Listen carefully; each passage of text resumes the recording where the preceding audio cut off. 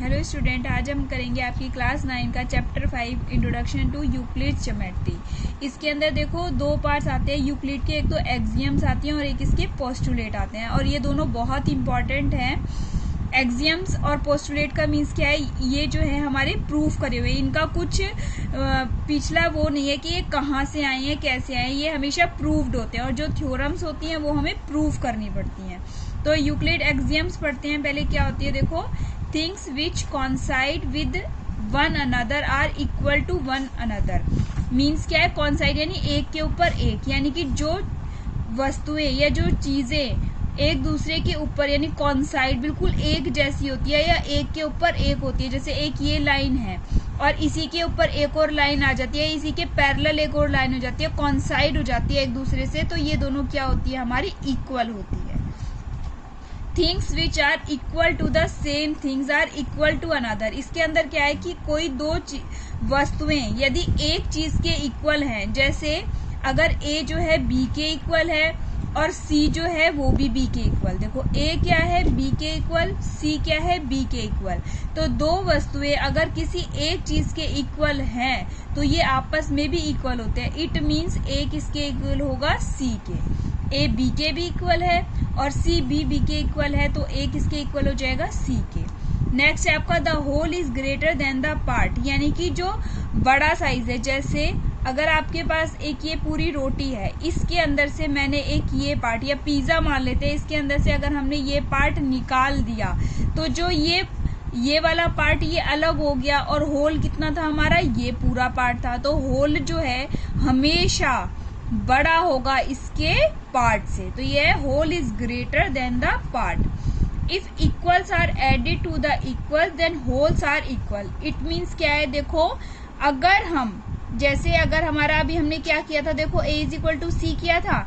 अगर हम इन दोनों में इक्वल चीज ऐड किए जाएं, यानी कि अगर मैं ए में भी बी ऐड कर दूं और सी के अंदर भी बी ऐड करूं, देखो ए किसके इक्वल था, सी के, इन दोनों इक्वल चीजों में अगर हम इक्वल चीज ऐड करते हैं तो ये जो a प्लस बी है वो भी किसके इक्वल हो जाएगा, c प्लस बी के। यानी इक्वल अगर ऐड किया जाता है इक्वल्स में तो होल्स आर इक्वल। इक्वल चीज में इक्वल चीज मैंने ऐड कर दी तो ये जो इनके होल है वो भी क्या हो गए, हमारे इक्वल हो गए।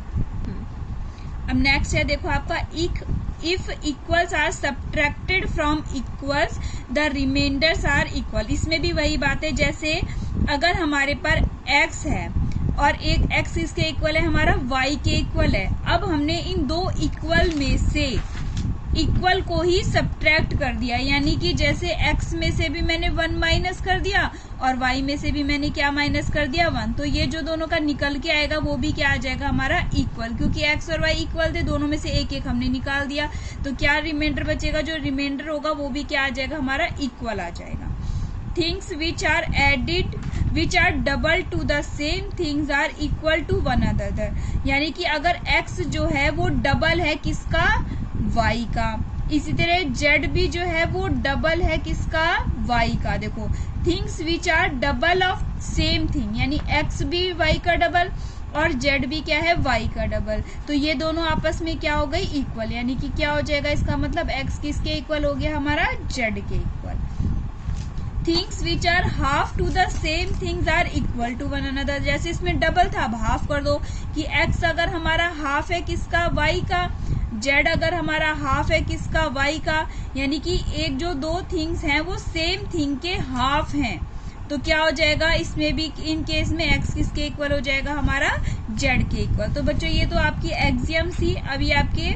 पोस्टुलेट है, ये याद करने हैं अच्छे से आपको। देखो इसमें क्या है पोस्टुलेट, इसके 5 पोस्टुलेट है। फर्स्ट में क्या बताता है, a straight line may be drawn from any one point to another point, की स्ट्रेट लाइन क्या होती है, एक स्ट्रेट लाइन क्या होती है, जो एक पॉइंट से दूसरे पॉइंट के बीच में ड्रॉ की जाती है। A straight line may be drawn from any one point to another point, यानी from one point to another point के बीच में ये जो ड्रॉ की जाती है वो उसको क्या कहते हैं, हम एक स्ट्रेट लाइन। और terminated line can be produce indefinitely, यानी टर्मिनेटिंग, देखो एक तो होता है लाइन सेगमेंट, लाइन सेगमेंट क्या होता है, जिसके दो एंड पॉइंट्स होते हैं उसको तो कहते हैं हम लाइन सेगमेंट। लेकिन अगर सेगमेंट हटा दिया जाए, सिर्फ लाइन की बात करें, वो भी कैसी, टर्मिनेटेड है, तो एक जो टर्मिनेटेड लाइन होती है इसको इनफाइनाइटली प्रोड्यूस किया जाता है। क्या यहाँ से भी कर सकते हैं और यहाँ पे से भी। क्यों कर सकते हैं, क्योंकि इसके कोई भी हमारे दो एंड पॉइंट्स नहीं है। अगर एंड पॉइंट्स हो जाते हैं तो वो क्या बन जाती है, लाइन सेगमेंट। और टर्मिनेटेड लाइन को हम कहाँ तक प्रोड्यूस कर सकते हैं, इनडेफिनेटली। इस सर्कल में be drawn with any centre and any radius. तो एक सर्कल है वो हम कैसे ड्रॉ कर सकते हैं, कोई भी सर्कल हम ड्रॉ कर सकते हैं, किसी भी सेंटर पर कर सकते हैं और कोई भी रेडियस का, कोई भी सेंटर और कोई भी रेडियस का हम एक सर्कल ड्रॉ कर सकते हैं। नेक्स्ट है आपका all right angles are equal to one another. देखो जो राइट एंगल्स वो आपस में कितने के होते हैं, 90 डिग्री के होते हैं, तो ये क्या होते हैं, आपस में इक्वल होते हैं। If a straight line falling on two straight line makes the sum of two interior angles on the same side of it less than two right angles, then the two straight lines meet on that side। Means क्या है, देखो अगर आपने जैसे दो straight line खींची, ठीक है, दो स्ट्रेट लाइन खींची, इनके ऊपर हमने एक और स्ट्रेट लाइन खींच दी। अब अगर इन दोनों के इंटीरियर एंगल्स का सम या इंडिविजुअली अगर ये दोनों जो एंगल्स हैं 90 से कम है, ये लिखा देखो, इफ अ स्ट्रेट लाइन, एक स्ट्रेट लाइन फॉल करते हैं हम दो स्ट्रेट लाइन के ऊपर और इनका जो सम है किसका, इंटीरियर एंगल्स का, ऑफ सेम साइड का, एक ही तरफ के, अगर लेस है दो राइट एंगल्स, यानी ये भी 90 से कम है और ये भी 90 से कम है, तो ये जो लाइन्स है आपस में कहीं ना कहीं जाके क्या हो जाएंगी, मीट हो जाएंगी। और अगर ये 90 डिग्री का होता है बच्चों, अगर ये भी 90 और ये भी 90 का हो, तो ये लाइनें कैसी हो जाती है, हमारी पैरेलल हो जाती है, क्योंकि जब एक ही तरफ के इंटीरियर एंगल का सम 180 होता है तो ये लाइन क्या हो जाएंगी, पैरेलल। लेकिन अगर हमारा लेस देन 180 डिग्री हो गया, दोनों का सम, इंडिविजुअली तो 90 लेस है, लेकिन इनका सम अगर 90 का 180 से लेस हो जाता है हमारा, तो ये कहीं ना कहीं जाके क्या हो जाएंगे, आपस में मीट हो जाएंगे।